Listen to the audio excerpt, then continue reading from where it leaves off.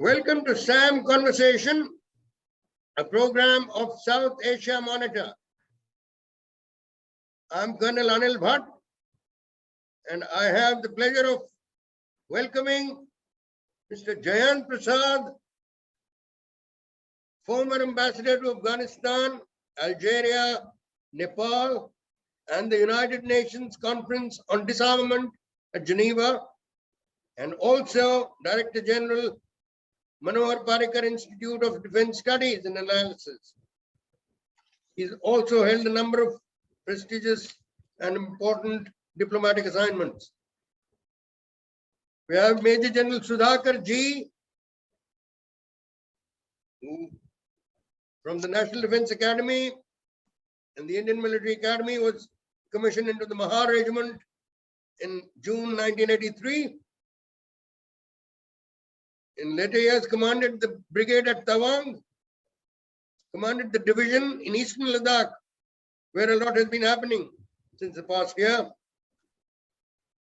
Was a military observer in Sierra Leone, and while in the Directorate General of Military Operations, he was looking at Afghanistan also. And it is a pleasure also to welcome Dr. Omar Sadr, who is a former fellow of the Afghanistan Institute of Strategic Studies and an assistant professor in the American University, Afghanistan.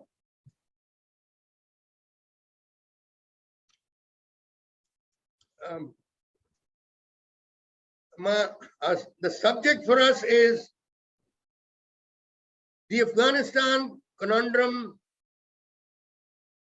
and future options.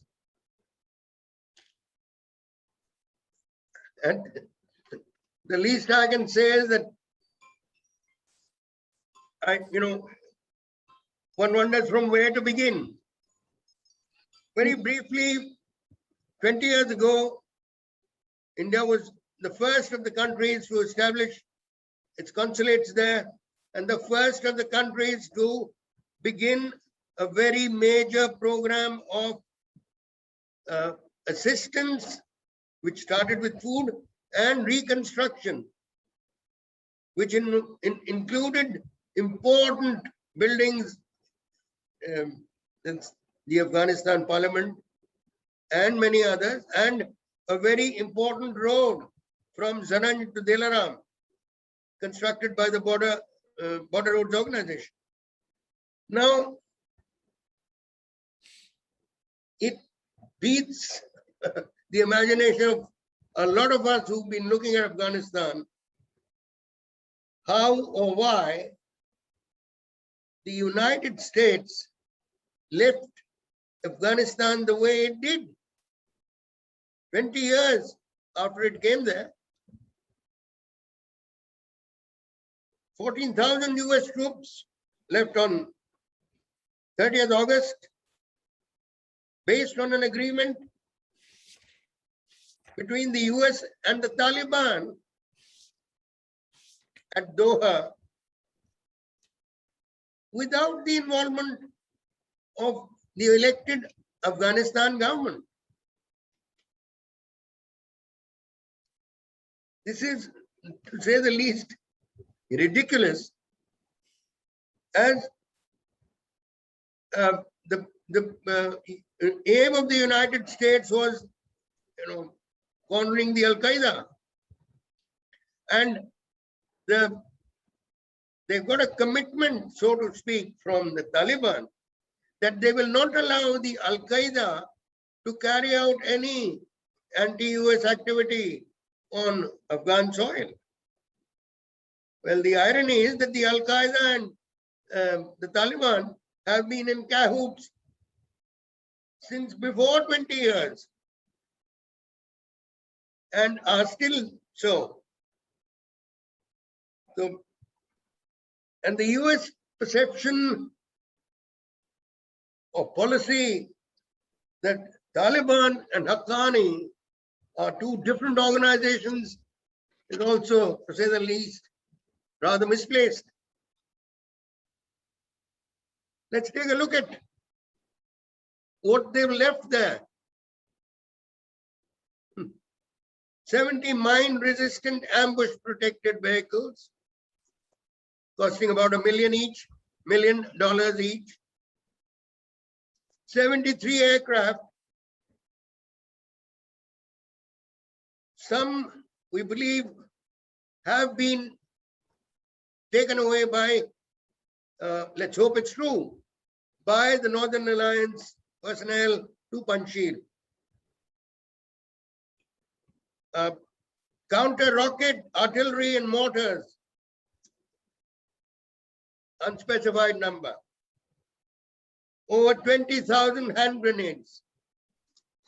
Over 7,000 automatic rifles, machine guns,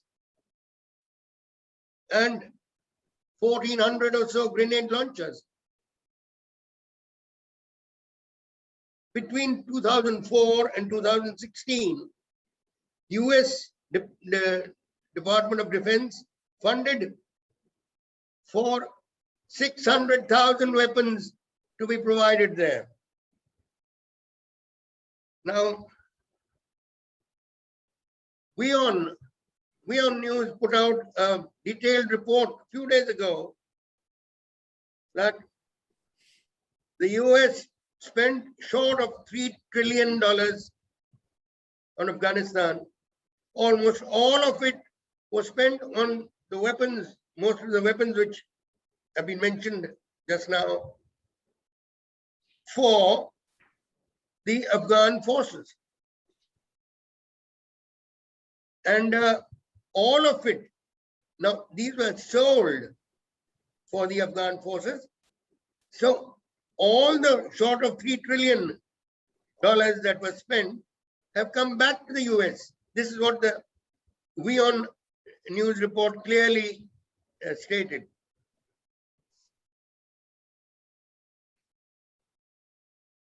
And another thing, other points to note are that the Taliban government has ranging from 14, at least 14 to 18 classified terrorists.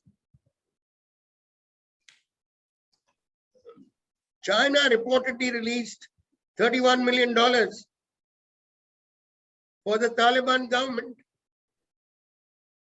The UK is expected to develop ties with the Taliban government.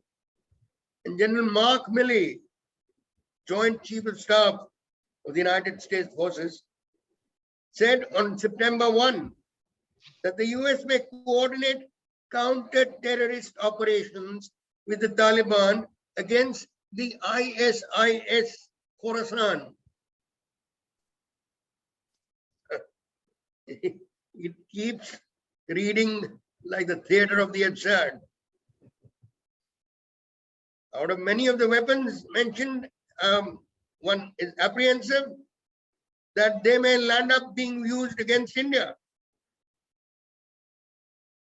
Pakistan, which is the root of the problem, the Kala ki Jad, as we'd say in Hindi, has not been mentioned at all by the US.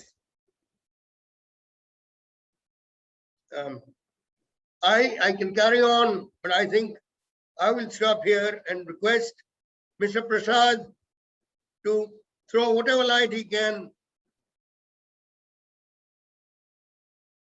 Thank you. I want to begin by thanking the South Asia Monitor for organizing this. And I'm starting from the wrong end. And then we'll go on, as you said, every 2-3 minutes you will change. So I'll start with the military aspect, since you spoke a bit on it. The Americans pulled out not on 30th August, but on the 1st of July. So on the 2nd of July morning, when the Afghan commander of Bagram base, he was informed that the base is empty. So he came to take a look before the dawn broke, and he found nobody there. So in the night, about between 2,500 and 3,000 American servicemen were lifted along with 17,000 US contractors. So the 70 odd planes that you mentioned, the Americans did two things. First, they took away all the maintenance manuals and the maintenance contractors. Secondly, they took away the countermeasures that the helicopters and the planes have against ground attack or interdiction. So these planes were quite useless. So the Afghan army got the signal on the 2nd of August, or 2nd of July, sorry, that there was no medevac, there was no mobility, they were frozen where they were, and they were bereft of any air support, any reconnaissance. So when the Taliban began, after occupying the rural areas, their attack on the provincial provinces, beginning with Nimroz on the 6th of August, within 9 days, they were able to march into Kabul. Why? Because the Afghan Defense Forces and the elders of the provincial council, they decided that it was a futile exercise to sacrifice men and property in a useless fight, which they would lose anyhow. So one after another, they capitulated, and the Taliban walked into Kabul easily. So we'll start from there, and then we will talk about the present situation. So I'm stopping here now. I don't want to go into what happened, why did America come to Afghanistan? There I have a very harsh comment to make. They came into Afghanistan because it was easier to come into Afghanistan than to attack either Saudi Arabia or Pakistan, which were involved in the September 11 attacks on New York and Washington, DC. And then when they attacked, they had no intention of throwing out the Taliban necessarily, but it all happened very quickly before they realized what happened.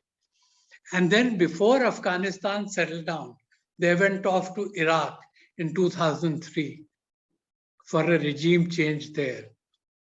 And much of the Taliban and Al-Qaeda leadership was allowed to escape intact to Pakistan, where they were nursed, nurtured, and sent back to Afghanistan from 2005, 6, 7 onward.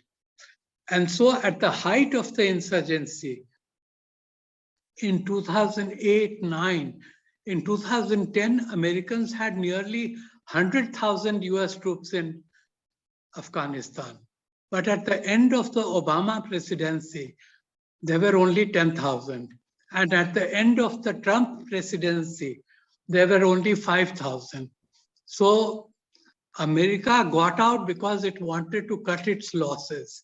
And because President Obama himself had come to the determination that Taliban was not their concern. It was the concern of the Afghan people. But they didn't equip the Afghan people to adequately deal with that situation. Thank you, Mr. Prasad.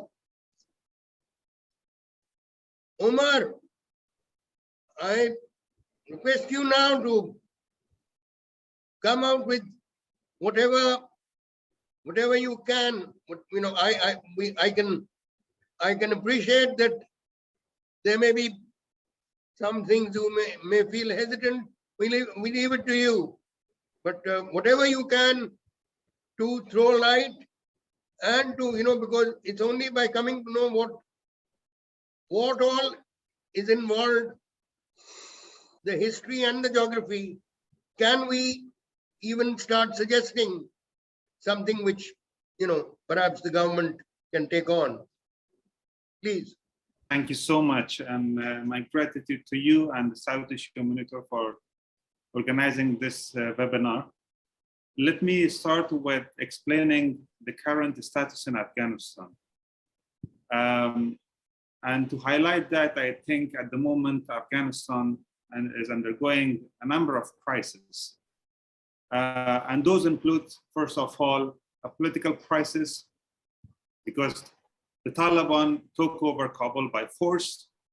However, they don't have legitimacy both internally and internationally. The government was announced 23 days after the capture of Kabul and fall of Kabul on 15 July.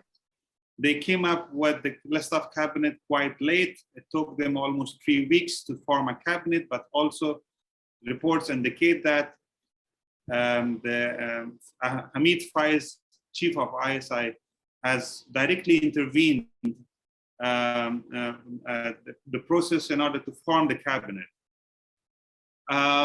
So far, at the moment, what we know that the cabinet was formed under intense rivalry between different factions of the Taliban, primarily those of the Quetta Shura and that of the Haqqani network. These two do not only represent two different tribal affiliations, because the first one belongs to the Ranis, the second one is primarily the Ghalzais, but also they're quite different in terms of their military capacity as well as ideological affiliation. While we understand that Haqqani is much more capable and they in terms of military power, as they captured Kabul swiftly before the Ranis come in to the Kabul. But at the same time, Haqqanis are much more notorious in terms of their terrorist capacity and their affinity with so many other regional and international terrorist and criminal networks. For instance, the UN reports indicates that there are clear linkages and family relationship between Haqqanis and the regional and Al-Qaeda terrorist networks. That's number one. Second crisis is economic crisis. And this is what much of the people of Afghanistan are suffering. What we observe at the moment is a skyrocketing of the prices, deep inflation, unemployment, and famine, and most part of rural Afghanistan, we also observe drought. So it is a deep economic crisis because people do not have access to livelihood. In the first 2 weeks of the fall of Kabul, the banks were closed, people didn't have access to their cash, their own property. So that constitutes the second aspect of it. Connected to this, we have a third crisis, which is humanitarian. And of course, much of the people in the rural areas, as well as in the cities, they suffer from such kind of deep humanitarian crisis, which is linked with the earlier factor that I mentioned when it comes to economic crisis. Then I think the last one is about regional diplomacy and international diplomacy. And in that we see not only fragmentation of the neighborhood, the region, but also international community, and some sort of wait and watch policy, and some sort of reluctance to clearly indicate their policies. Now, many states like Qatar, Turkey, and Pakistan are directly coming forward to help Taliban in order to operationalize their government. The others in the region are reluctant or silent. For example, the stance of Russia is swifting and changing, but not much clear. Same as with Uzbeks. However, the neighboring country of Tajikistan have been quite clear in their stance, where President Imam Ali Rahman said that they will not recognize any government which is not inclusive of all ethno-national groups, as well as if it does not recognize human rights. Our strategic allies like India, of course, they have certain limitations that we understand that. However, Indian policy has also been fluctuating between whether to engage with the Taliban because of certain understandable short-term interest as well as long-term interest. But my assumption is that India's long-term strategic interest is still unclear, and some sort of debate is going on how to and what level India should engage with the Taliban. So these are the multiple layers of crisis, I think, that we have, from political to economic to humanitarian, to regional diplomacy that Afghanistan faces. If we do not come up with certain forms of solutions and roadmaps to solve up all these problems, it's quite clear that Afghanistan will sink into the deeper crisis, that the cost will be paid, first of all, by the people of Afghanistan, and second, in terms of security threat to the region. The region will also bear the cost. I will stop here and I will come back in the second round. Thank you. Thank you. Thank you, Dr. Sadr. Gen Sudhakar, please. Good evening, sir, and thank the South Asia Monitor for having invited me and given me an opportunity to talk on or share my views on Afghanistan. I also compliment the preceding speakers, the Ambassador Prasad, as also Professor Omar, for having covered very relevant aspects. Now, before I come into Afghanistan, since it is in blocks of 2 minutes, just please allow me to give you a perspective as to what is happening around the world. Looking at Afghanistan in isolation will give us a very lopsided picture. So hence allow me. You see, China is rising. Today, the GDP of China is $14.7 trillion. It has got 7% of its stocks in the Treasury, US Treasury. US Treasury is roughly around 21 trillion. 7% comes to around 1.6 or something. And the trade which is going on between China and the US, as per me, I maybe hope I'm not wrong, I've just downloaded from the internet. It's around 644 billions per annum from China. So this is one part. Second part, there is an expansionism which is being experienced from China along its the border states, as also to South China Sea for various reasons. As we all know that it has got 12% of arable land. It's scouting around the globe, looking for land where it can carry out agriculture or cultivation. Also, it has invested $1 trillion in 120 countries in form of BRI. 120 countries in the world is something close to 62% of the total global population. And the CPEC, which is running across Pakistan to basically looking for a warm water port at Gwadar, it also wants to create an option that should Pakistan not behave, it must have an alternative. Hence, the CPEC must be extended to Peshawar, Kabul. It is already running up to Peshawar, Kabul, Ashkagam, then towards Tehran. This is one part. Second part is I wanted to share that a lot of other things which are happening is that the strategic arms limitation talks at the end of Cold War in 1991, which was signed between US and Russia, Donald Trump had withdrawn from this particular agreement. So therefore, the status of Cold War having come to an end actually ended in the year 2018. It has got a very significant bearing in the global order.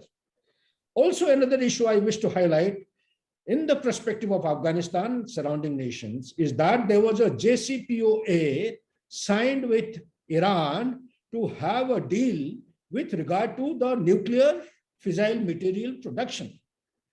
Even then also Donald Trump withdrew from this particular agreement in the year 2018, May 2018, which had far-reaching ramifications in the world. It caused undue turbulence. It is important for us to understand as to why US was actually going in for an access towards Iran so that it could have Chabahar as an alternate option. Should Gwadar not work out or Pakistan not behave, then at least it had Iran to actually play up to meet its requirement. But somehow within the US polity was totally different. So what now, what is worrisome is that while India deserves credit for getting its personnel, getting whatever personnel out. There's, I think, some good diplomacy and good behind the scenes work done. But what is, and there seems to be some sort of a the Taliban, if I may say, seem to be behaving so far. But there are loose cannon amongst them who've been saying that, yeah, now it's time for us to reach Kashmir. And in any case, when the hub of the whole problem is Pakistan, then you cannot put it past Pakistan not to use the Taliban or the assets from there against Kashmir or India for that matter. It's not just Pakistan has been attacking us not only in Kashmir, it's been attacking us in various other parts of the country also. And it's not only terrorist attacks, there are various other means. And we have even China to worry about, because it remains to be seen how the China-Taliban relations develop.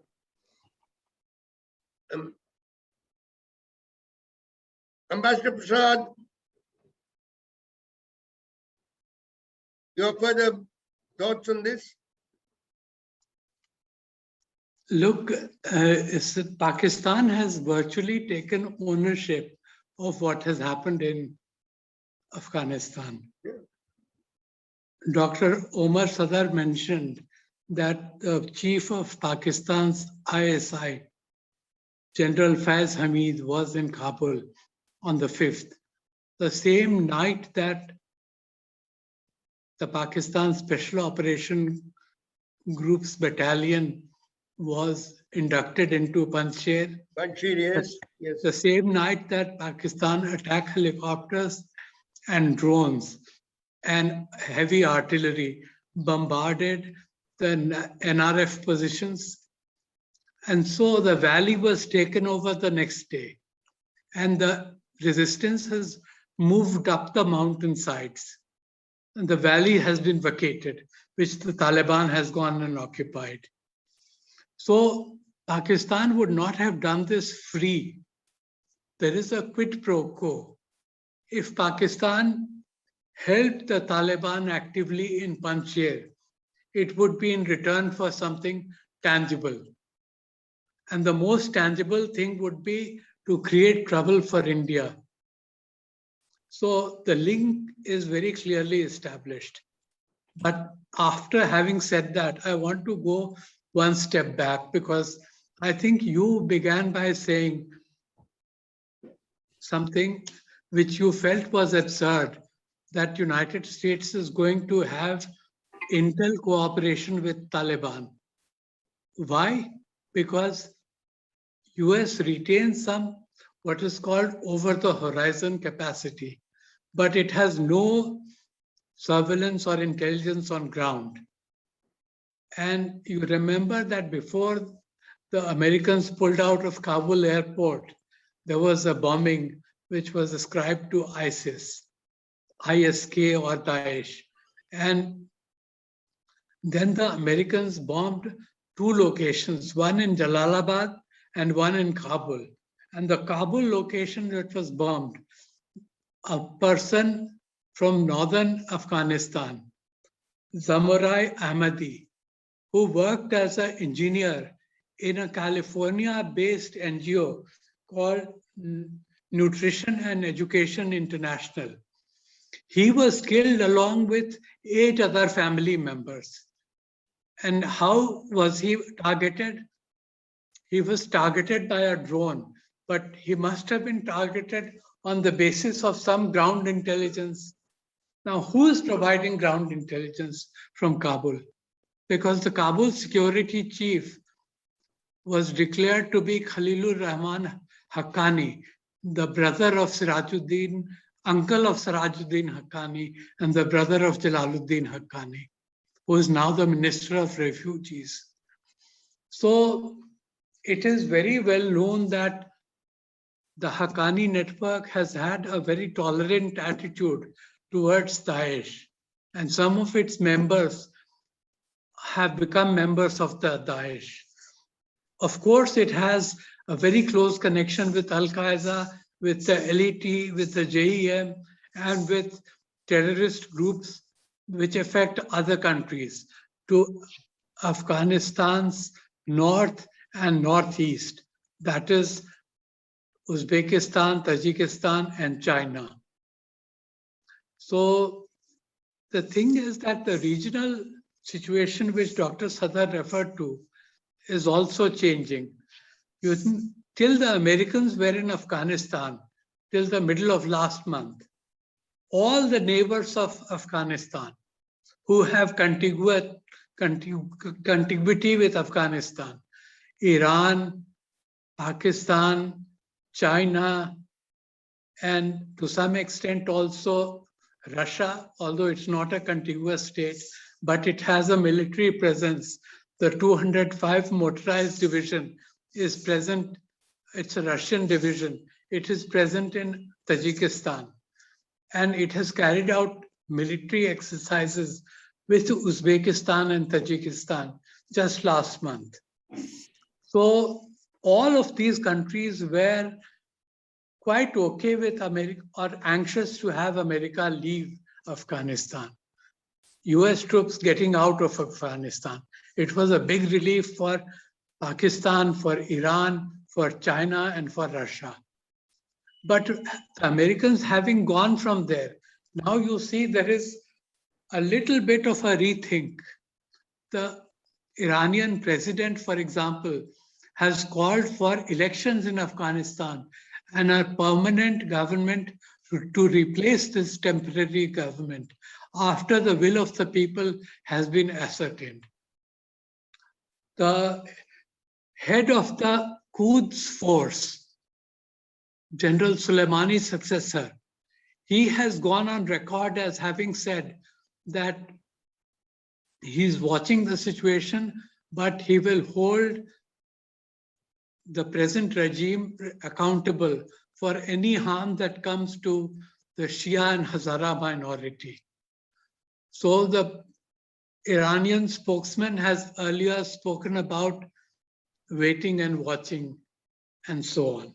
So I agree with Dr. Sadr that sitting on the fence is not the answer. I agree with him that strategic restraint, or what in the old days, the British colonial times was called masterly inactivity. That's not the answer. The answer is to take a series of steps which can be taken now. One is, and he himself suggested it in another discussion, and I completely agree with that suggestion, that countries must abstain from granting recognition to the Taliban regime, and that countries should hold the Taliban government accountable for the commitments that they have made. They have made a commitment not to allow Afghan soil to be used against other countries. But the UN Sanctions Committee report shows that Taliban Al-Qaeda links are live and kicking. And Al-Qaeda units are spread out all over Afghanistan. They also talk about ISK or the Daesh, that they have spread out from Kunar and Nuristan and have sleeper cells in many important districts in Afghanistan, where either the Kandahar group or the Haqqani group has control, like Kabul city. So the thing is that we cannot ignore these facts. The Taliban made commitments also to respect the rights of women under, so long as they conform to the Sharia and are not against their national ethos. But we should see what's happening, because the reprisals there, the most important thing that Taliban committed to was a general amnesty. That was the big takeaway from the big first public statement that they made. Its spokesperson, Zabihullah Mujahid, said that they were talking about general amnesty. But now you see retribution, now you see the crackdown, now you see repression. So all these are very disquieting, and we cannot turn ourselves away from this reality. The problem is how to balance the needs of the Afghan people to provide them humanitarian and development assistance while not helping the Taliban. The Chinese have announced 31 million, you said, by way of emergency assistance. But I'm afraid all this money will go. Where will it go? For the upkeep of the Taliban government, not for the Afghan people. You know, the Afghan people needed last year over $4 billion of assistance. Their budget was $5.5 billion. But where is that money going to come from? And in the meantime, the World Food Programme has announced a very frightening figure.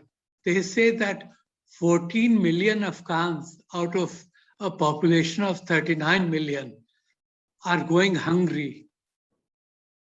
So, as Dr. Sadr said, there is an acute political, economic, and humanitarian crisis in Afghanistan. And we have to think in terms of creative ways of tackling this. Thank you, Ambassador Prasad.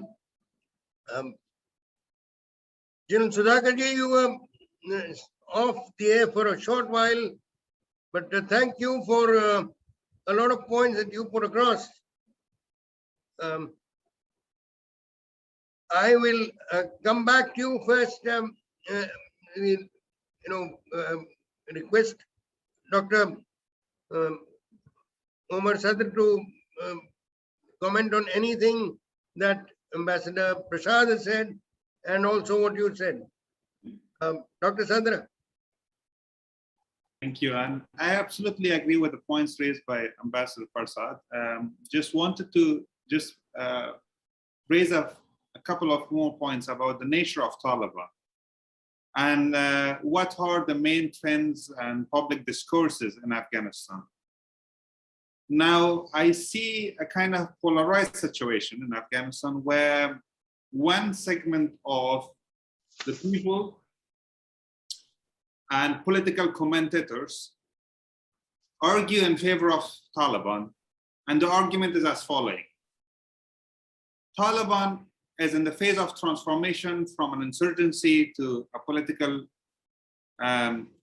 group who are now responsible for governance. They argue that, well, please be patient and let the Taliban, give them a chance. The Taliban will slowly and gradually change and evolve. That is the way some of the sympathizers of Taliban advocate for not only engagement with the Taliban, but also grant them a recognition. These are the group which puts up this argument are coming from a number of backgrounds. Number one, these are the ones who are ideologically aligned with Pakistani Deobandi movement, the madrasas of Agura Khatak. So most of these mullahs, maulawis, and even Hizb ut-Tahriris, and others who are being indoctrinated with this Deobandi Salaf, hybrid Deobandi Salafi ideology, they are the first group. Second are the Pashtun ethno-nationalist group, who see there a Taliban-dominated Kabul or a Taliban-led government as their imagined form of a state, where the Afghanistan should be exclusively ruled by one ethnic group. Of course, I also appreciate and recognize the fact that there is a minority of Pashtuns who distinguish themselves from this group and who endorse for a multicultural democratic Afghanistan. However, unfortunately, among the political elite of Pashtuns, many in the previous government also, for example, President Hamid Karzai continuously called Taliban the brothers. And he advocated for a kind of narrative to whitewash the crimes of Taliban. Many other also politicians, you see that from the previous government, either they endorse Taliban or they are still in Kabul, who are trying to facilitate some sort of engagement of international community with them. So that's the second group. The third group who advocate for the Taliban are unfortunately the ones who are frustrated of war. There's a war fatigue, of course, and they assume that a Taliban-dominated government probably will bring peace in Afghanistan. Now, that's the first. Let me come up to the second one. The second one, unlike the first one, has a bit nuanced understanding of Taliban. The Taliban are, as I said earlier, first of all, they cannot, their behavior does not match what they have stated as a matter of policy. So they are a hypocrite, liar, political group, if they are a political group, number one. Secondly, Taliban is still, they don't have the capacity to govern. They still think that they are an insurgent and they should behave with the people the way they were doing earlier, to beat them with rods, with cables, to traumatize them, to brutally arrest them or kill the people, right? That is not the way that you govern the people, right? Governance is all about provision of services and rule of law. Rule of law means that law should be clear out there. And secondly, the ones who are applying law should be accountable with the same law. They cannot implement the law on others and exempt themselves, right? So, I mean, now Taliban, we need to have a very deep understanding and should not repeat the previous mistakes of laying a form of hope and trust on the Taliban without understanding them properly or without holding them accountable. So that's why I suggest that we need to take seriously the reports which are coming about the linkages between Taliban and other regional and international terrorist groups, number one. The symbiotic relationship which exists between Taliban and the criminal drug trafficking networks. Thirdly, their state-sponsored background, which is there in Pakistan. And fourthly, their majoritarian rule, wherein they will never adhere to a kind of inclusive, multicultural Afghanistan. Leave aside democracy. If they fail to include rest of the ethnic groups in Afghanistan, which comprise over 60% of the population. So I'll stop here and then come back later. Thank you. Thank you, Dr. Sadr. Gen Sudhakar, we at some stage we will need to think, not some stage, even earlier, we always had what we should be doing. So far, it's only the soft options that we've exercised. Like I mentioned earlier, we were the first to start the assistance program, first to start the reconstruction program. And we've done a great amount in that. One anxiety of ours is to keep those assets guarded, to try to ensure that they don't get damaged or destroyed, because there's no indication of the Taliban, no matter what kind of promises they made, there don't seem to be any indications of their following all of them. And while they have not said anything, in against India per se, but then they have one mentioned, the one behind Pakistan, who is going to try any which way to keep hitting out at us. Your thoughts on this, please? Yeah, if I may respond to the point given by the chair, there is an old saying that a leopard can never change its spots. Yeah. So with that saying, I'll put it this way, no matter the kind of transitional signatures which are being manifested or indicated by the Taliban and the assurance being given, and there is a resolution, UN resolution, I think 12.1267 and 2593, which actually have empowered the global order or the global community to ensure and benchmark and derive maximum activities as per a rule-based international order. Although these kind of things are taking place, but it is anybody's guess whether it will happen or not. Given the brutalities the Taliban has carried out in the past, in 90s, it will be foolish on our part to let them go ahead with the plan they have already proposed. Firstly, the structure itself, out of 33 ministers in the cabinet, there are 17 who are blacklisted by the UN. So, but does the world order, does it work on some precedents, or would you like to adopt an unprecedented? I would like to go along with Ambassador Prasad, that the Iran president has given a very clear-cut indication that yes, the popularity or the mandate of these people will be decided by making them go through this franchising. They let them exercise by a ballot of by elections. That's a very good step. In fact, the international order, I personally feel, should channelize our thought and keep building up opinion in the world and insist for an election at the earliest. One. Second, Dr. Omar, he brought out very relevant points. One of the points which has got indirect linkage with the assets which India has created in Afghanistan, which the chair was alluding to, $3 billion or maybe more than that, dams, 200 schools, we have roads, we have so many other self-help basis organizations for the women. So many things are going on, but the fact of the matter is there has to be some kind of a relaxation in the Sharia law for the people to participate in these activities. I have got inputs from the ground zero that people are scared to come outside and participate in all these activities, no matter how much of initiative and force we apply from India's side. They will not come. They are terrified. They are scared to come outside and participate in any kind of societal activities. Thank you, Gen Sudhakar. Ambassador Prasad, are there any further points you'd like to bring out?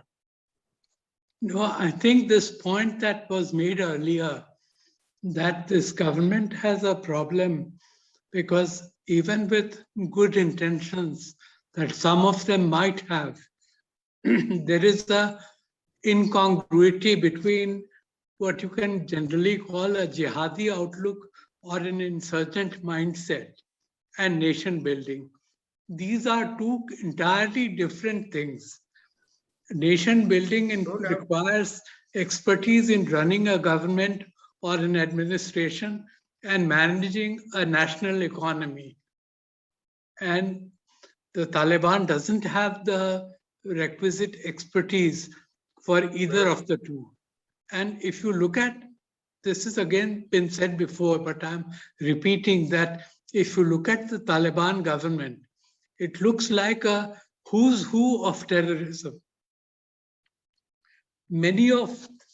Over a third of its members are either listed under the 1267 Sanctions Committee or under European Union's list of terrorists subject to restrictive measures. And two of them, actually, there is a US Rewards for Justice program, and two of them, Khalifa Siraj Haqqani and his uncle, Khalilur Rahman Haqqani, have bounties of 10 million and 5 million on their head. On their head.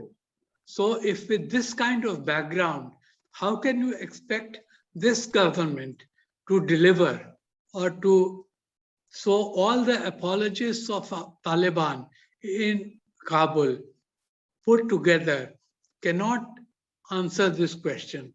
And if they could, why is it that this Taliban government doesn't have, firstly, any representation of women?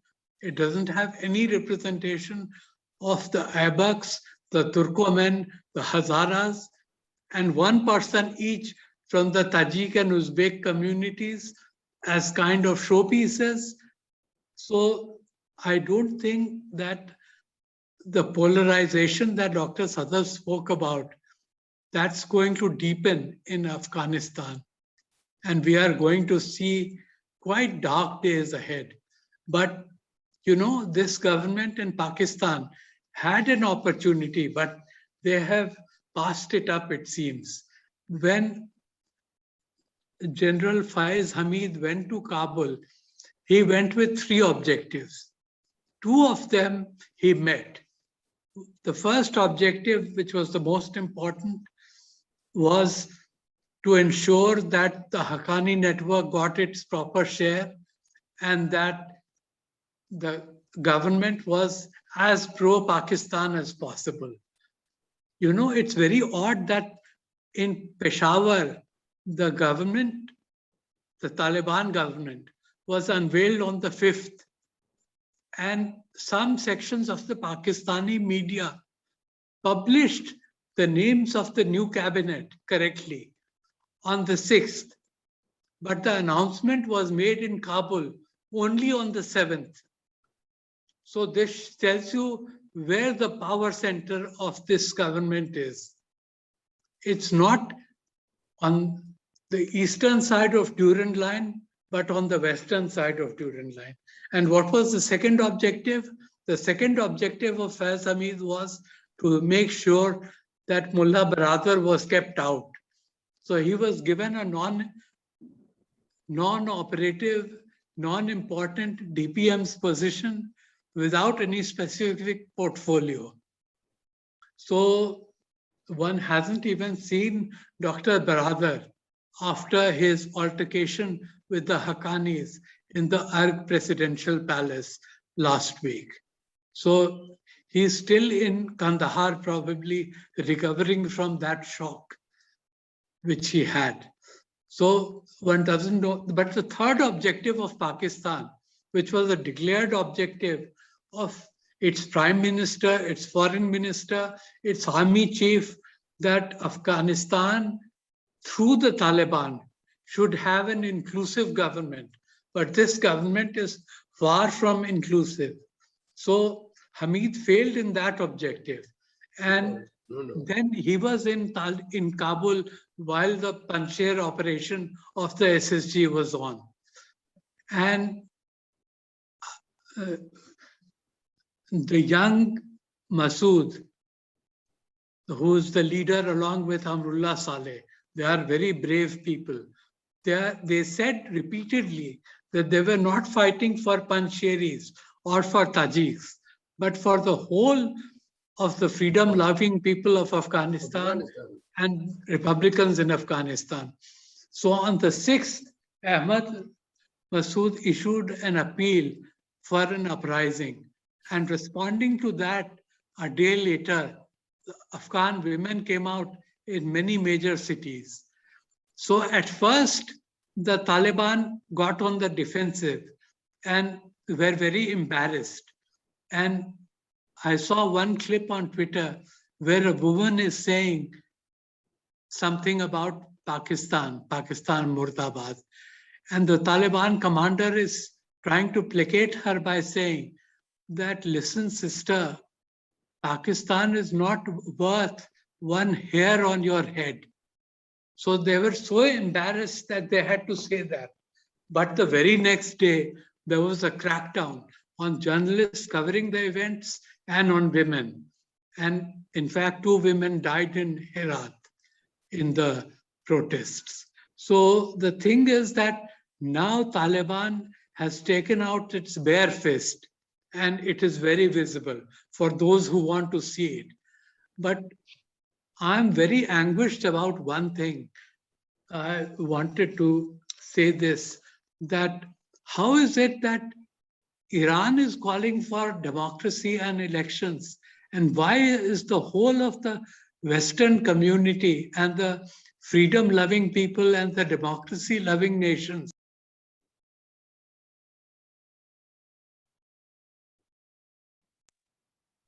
I'm going to put it across very well, Ambassador Prasad. And I think as my own thoughts, I've written over the 5 papers over the last 2 decades on Afghanistan. And one conclusion that is, edging one's mind more and more now is that India has been reactive for far too long. I mean, we've been reactive from 47 onwards towards China, towards Pakistan, towards anything that's happening by anywhere against us. Of late, we've had surgical strikes. Well, that's a progress. That's some progress, but again, they were reactive.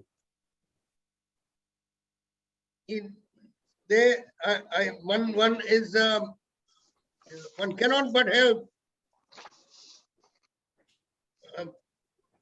thinking that there might come a time, the way we are saying, the way we are seeing things happening, at least there's a fair amount of media coverage of the plight of the people, women particularly, because there is a bond that we've shared with the Afghans, whether it be Tajiks or that doesn't matter, but as an Afghan people, we've shared a great bond with them. One recalls very, very vividly the kind of reactions that we saw when the Taliban were sort of being chased by the US troops 20 years ago, and what all the positive feelings that there were between the Indians and Afghans came out very, very, very clearly. We may have to. All I can say is before I end, Dr. Sadr, is there anything else that you'd like to put across?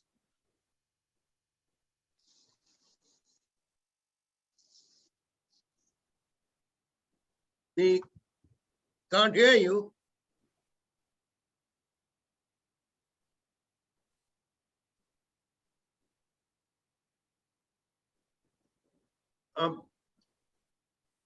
General Sudhakar Jee, anything you'd like to put across? So, the basic, closing point. yes, basic aim of our debate today was to find a way forward for Afghanistan. What is there in store for the future? As what I have understood from the discussion is that perhaps, to my understanding, India has played a strategic game in an outstanding manner in the UN by virtue of the presidential role that we played. Our diplomats have done an extremely commendable job. They need to be actually given kudos. These 2 articles, or the resolution that we talk of, UN Resolution 2593, which was ratified on 30th of August. I think that should be taken as a takeoff point to benchmark the activities of the government of Taliban in Afghanistan. We need to start from somewhere for a civil society. 1 point. Second point, we need to flag the international rules of rule-based international order must be based on some paradigm, fundamental. The fundamental here is, to my understanding, thanks to Ambassador and thanks to Dr. Omar, that resolution 1267, at the cost of being flagged again, also needs to be taken advantage of, and we need to build up our roadmap and future course of action on these 2. Thank you. And absolutely last point is that while India must try to mend, will try its best to have a relationship with the Taliban that prevents any harm to us being done from there. But at the same time, I think we must be prepared to practice, to go for the, how can I put it, the covered option. Because Ambassador Prasad, anything further? It's been a very enlightening session for us. No, I think the last suggestion of General Sudhakar Jee of having a benchmark set by Resolution 2593, it's a very good place to start, because besides several other benchmarks about terrorism, about a negotiated political settlement, and so on, that resolution also speaks about the right of Afghans and foreign nationals to leave Afghanistan in a safe, secure, and orderly way. And to that is linked up it's logical for India to extend visas to Afghan students, medical cases from Afghanistan, and all those fearing persecution at the hands of the Taliban. And that will be a way, in fact, of testing this commitment. So I think it's a very good idea. Let's start from there. No doubt. I'm fully with you there, and because now it's there are colleagues and friends of Dr. Sadr, one of whom I've spoken to. His very guarded answer to me was, we are staying at home, we don't go out much. Not much at all. But it's not easy. It's not easy. And there are, he's fortunate. We're glad that he's here with us. There may be many more. And the point has been made very well. Gentlemen, I thank you all for some very, very interesting and some very necessary points which have been brought out. Thank you. Thank you. Thank you so much. Have a nice day. Bye. Congratulations, sir. Once again, thank you so much.